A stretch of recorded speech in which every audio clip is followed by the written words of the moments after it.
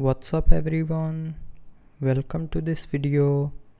In this video I will show you how to fix the video recording not working issue on your Xiaomi POCO phone. So first of all, try restarting your phone. So to restart, press and hold on the power button. Now swipe down, and when this circle gets green, then you can lift up your finger from the screen to restart your phone. And after restarting your phone, the video recording issue will be fixed.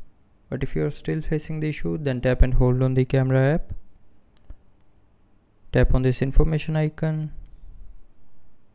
and then tap on force stop. Now from the pop-up, tap on OK to confirm.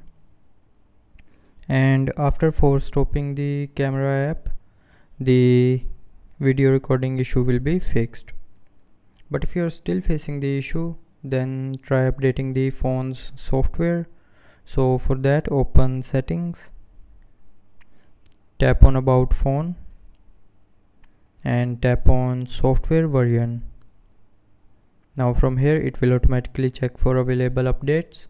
So if you have any update available, then update your phone to the latest version, and after updating, the video recording will start working properly. So that's how you can fix the video recording not working issue on your Xiaomi POCO phone.